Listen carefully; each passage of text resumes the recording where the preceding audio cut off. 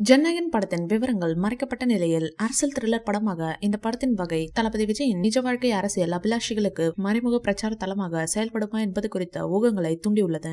கடந்த காலங்களில் அரசியல் கதைகளை உருவாக்குவதில் கோலிவுட் ஒரு பங்கை கொண்டிருந்தது. அதிமுகவின் நிறுவனர் எம்ஜிஆர் மக்களை கவர இந்த ஊடகத்தை திறம்பட பயன்படுத்தினார். எனவே ஜனநாயகன் தளபதி விஜயின் சித்தாந்த நிலைப்பாட்டை எதிரொலிப்பாரா அல்லது அவரது அரசியல் செய்தியை நுட்பமாக வலுப்படுத்துவாரா என்று தொழில்துறையினரும் அரசியல் ஆய்வாளர்களும் கேள்வி எழுப்புகின்றனர். தற்போது தளபதி விஜய் தமிழக அரசியலில் கொடிகட்டி பறக்கும் இந்த நிலையில் அஜித்குமார் சாரின் மனைவியான ஷாலினி தளபதி விஜய் பற்றி பேசியுள்ளார். அதாவது தமிழகத்தின் அடுத்த சிஎம் அவர்தான் என சொல்லியிருக்கிறார். அது மட்டுமல்லாமல் அவரை எதிர்க்க முடியாது என பேசியிருக்கிறார். என்னோட முழு ஆதரவும் தளபதி விஜய்க்கு தான் என சொல்லியிருக்கிறார். தேர்தலுக்கு சில மாதங்களுக்கு முன்பு ஜனநாயகனை வெளியிடுவதன் மூலம் மக்களுடனான தனது தொடர்பை உறுதிப்படுத்த தளபதி விஜய் படத்தின் வரம்பை பயன்படுத்தலாம். ஆனால் தளபதியின் ஜனநாயகன் பாக்ஸ் ஆபீஸ் வெற்றியை விட அதிகமாக விரும்புகிறது.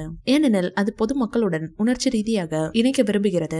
நிச்சயமாக பாக்ஸ் ஆபீஸ் வெற்றியை ஒரு அரசியல் நன்மையாக மாற்ற நடிகர் நம்புகிறார். இந்த உத்தி இதற்கு முன் எப்போதும் இல்லாத அளவுக்கு இருக்கும். தமிழ்நாட்டின் மிகவும் புகழ்பெற்ற நடிகர் அரசியல்வாதிகளில் ஒருவரான எம்ஜிஆர் தனது அரசியல் பிம்பத்தை வளர்த்துக் கொள்ள சினிமாவை ஒரு கருவியாக பயன்படுத்தினார். தனது சித்தாந்தங்களை தனது படங்களுக்குள் பதித்தார். ஜனநாயகன் இதே போன்று பாதையை பின்பற்றினால் அது தளபதி விஜயின் தேர்தல் உத்தியில் ஒரு முக்கியமான அங்கமாக செயல்படும். இந்த வீடியோ பிடிச்சிருந்தா லைக் பண்ணுங்க, ஷேர் பண்ணுங்க. மேலும் விஜய் சார் பற்றிய தகவல்களுக்கு எங்க சேனலை சப்ஸ்கிரைப் பண்ணுங்க.